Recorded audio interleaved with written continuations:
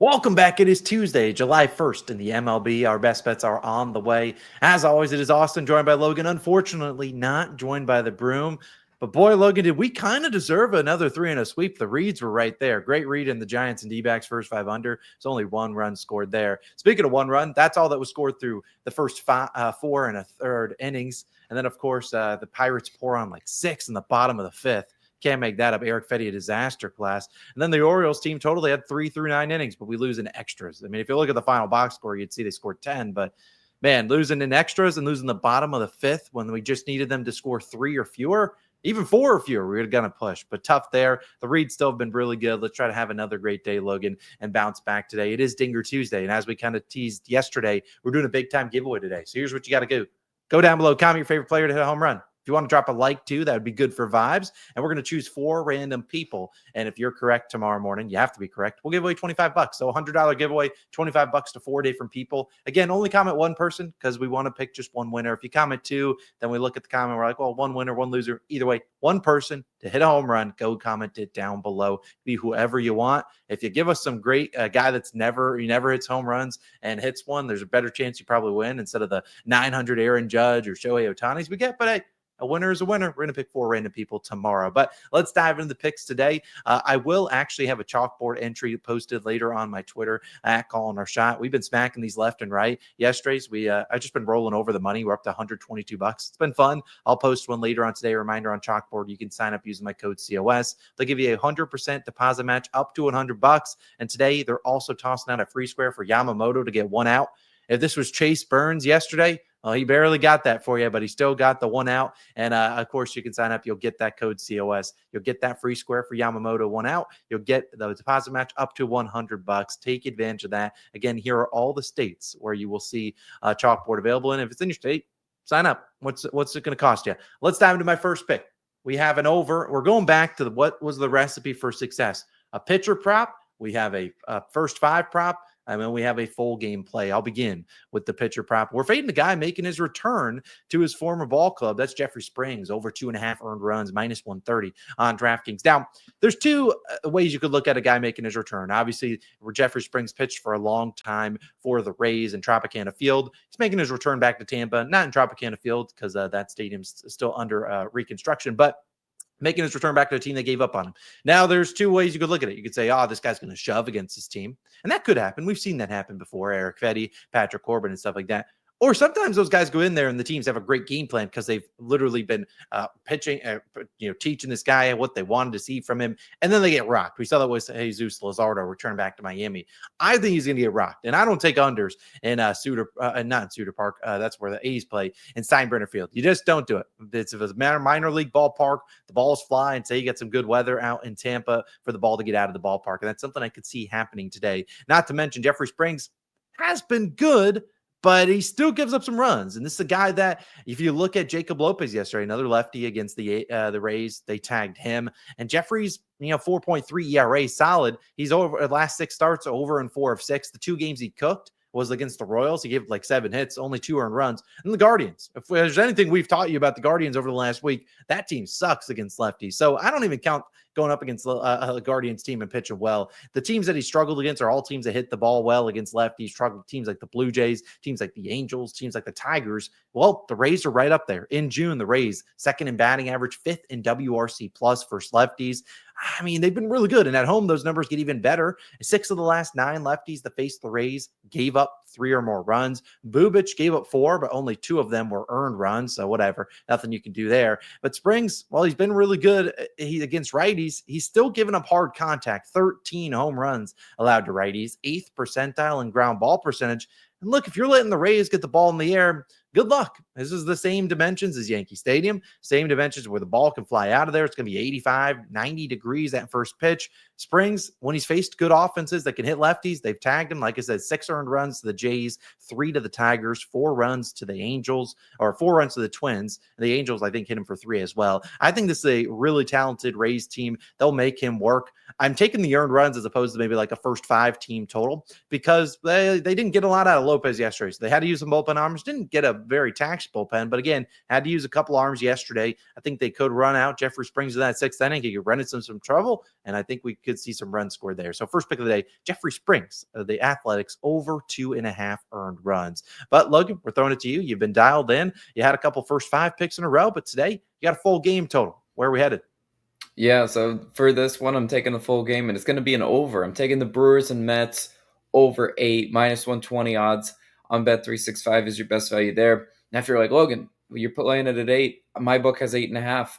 Yeah, of course, I do give the green light on 8.5. I've just been burned on so many totals over the last, my whole career betting baseball that if offered the 8 for a push, I will take the 8, and I just won't get greedy because there is a little bit of an odds difference there. But what's more important than that is just getting winning bets, and I love this over today. So hopefully there's 9 runs and we can cash both those. But we have 2 sub-3 ERA pitchers and a total set to like 8.5.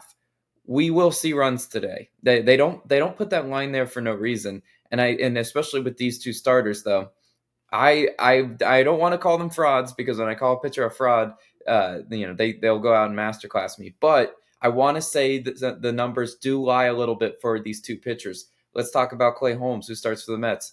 2.97 ERA and a 1.24 WHIP for Clay Holmes. He has a 4.12 expected ERA, and his K numbers are not elite.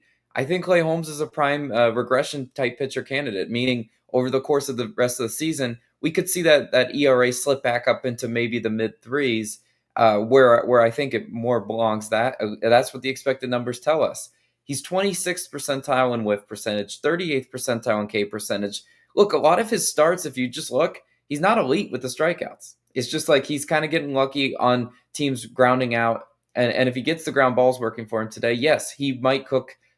He might cook this Brewers lineup, but that's a big if because that is a very good lineup, and he's allowed a home run in 4 of his last 5 starts, meaning his pitch arsenal kind of leaves a lot of mistakes right over the middle of the plate. He has a very wide pitch arsenal, but none of it is very elite stuff, and I think the Brewers can get to that today. Over the last 2 weeks, the Brewers are first in batting average, hitting .314. This is an offense you don't want to mess with. They can definitely make Clay Holmes pay, for those mistake pitches and definitely run him out of there, before 5 innings. We've seen them do that with a lot of starting pitchers recently.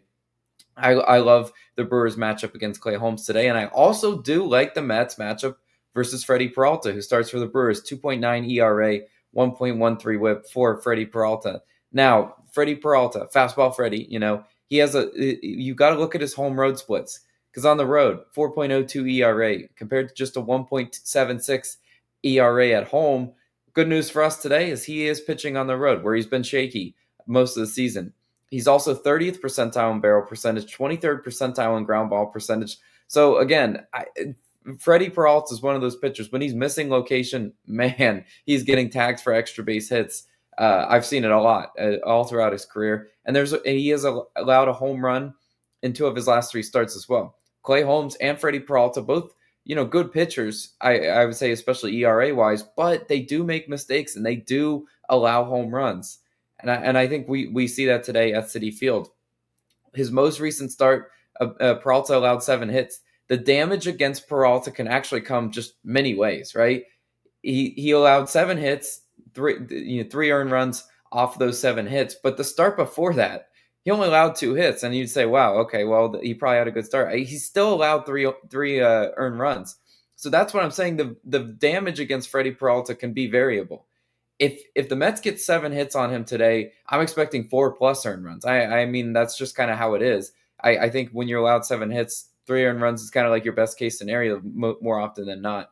And as bad as this Mets offense has been, kind of towards the tail end of June, they're still hitting 251 versus righties over the course of the month. So pull out the sample size. That's still a pretty good average, and I think they can get to Freddie Peralta today. There are a lot of good hitters in this lineup that still they struggle, and I would argue the Mets pitching has been more of their just bug. Because let's talk about the bullpens. Because yikes, over the last 2 weeks, the Mets 25th in bullpen ERA, 5.69 bullpen ERA. You're not going to win a whole lot of games that way, but you are going to help me cashing over today with a bullpen that just cannot stop allowing runs. Milwaukee, by comparison, is 11th in bullpen ERA. Their bullpen, it's good, just not even top 10. So I like that for run opportunities late. I think both these starters give up a sneaky amount of runs, and maybe the bullpens help finish it off for us. I love this over. Hopefully we can stay hot with totals. But Austin, you got a third pick. Where are we going? Yeah, let's wrap up the card with a third and final winner. I love the Brewers and Mets over. I mean, the Brewers you touched on, super hot offense, and the Mets coming off that disappointing sweep to the Pirates. I think they show up today, and they show up in a big way. Coming off a day off, you just got to show up. Final pick of the day. I do want to note we will have a long shot parlay. DraftKings has like a no sweat token for today. We'll see if they do anything the rest of July, but we'll have something posted in the pinned comment. Logan's just got to get off to work, so we will figure that out later on today. None of the games start early, so don't even worry. Let's dive into the final pick. Braves, first 5 team total over 2.5. I told you the recipe. Pitcher prop, full game prop, and a first 5 play. I love the Braves offense today. It's minus 125 on DraftKings. I would look at the first 5 over. That's in that 5.5. And while Fuentes, I don't know much about him, making his third career start, his home debut for the Braves, I don't really want to trust 6 runs. I think if there's 6 runs in this first 5, I'm hoping at least half of them would come from the Braves offense. So I think can tag Tyler Anderson today. Now, it's something about the Braves offense. If you've been watching and you've been backing them against lefties, they haven't been great. No way around that. They have not been great against lefties, but this will be their 3rd consecutive lefty seen at home. They saw Luzardo, and they had so many chances to hit this. Got him out of there after 5 innings, had 7 hits, I think 2 walks. But, I mean, they had like a leadoff, a 2nd and 3rd, couldn't get those guys home with no outs.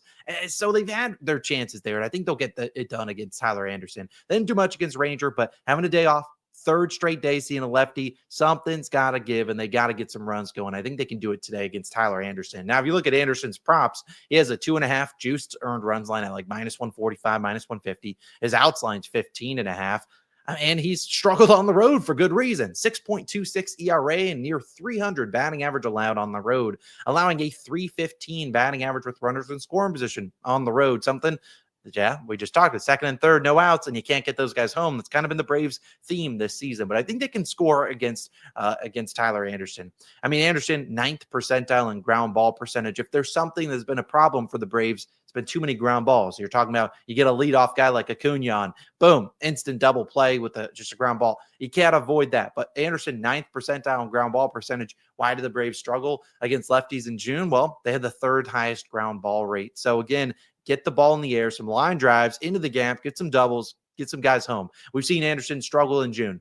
Here's his earned runs: 5, 3, 6, 4, and 1 earned run. He struggled. He didn't even make it 5 innings in some of these starts. And so I really see this as a tough spot for him to go out there and shove against the Braves offense that has been reeling. They're turning over the month to July. You know they want to enter the All-Star break with good momentum. They're facing a guy that has really struggled. They need to tag him for at least 3.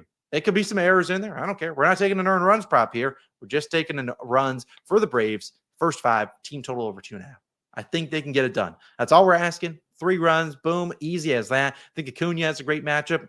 Olsen, even though he's a lefty, lefties have been hitting Tyler Anderson pretty well. Then you got Austin Riley, Marcell Ozuna. Who knows if Michael Harris is in the lineup on lefty? He's kind of been an auto out, so I wouldn't be mad if he's not in there, but I do think the Braves get the job done. So to recap the card, Springs over 2.5 earned runs, the over 8 in the Brewers and Mets game, and then the Braves first 5 team total over 2.5. There's a chance we add a play today. I was waiting for one, but one's not posted because of the there's some rain concerns in the Nationals game, so stay tuned for the pinned comment. And of course, we will have a long shot parlay posted then. And if you missed it at the top of the show, comment your favorite person in a home run. If you're right, you might win $25. Come back to tomorrow's video. I'll have all the winners announced on the screen. So go down below, comment your favorite person, and let's hope there's some dingers on this fine Tuesday. It's Austin Logan. We're signing out. See you guys back again tomorrow.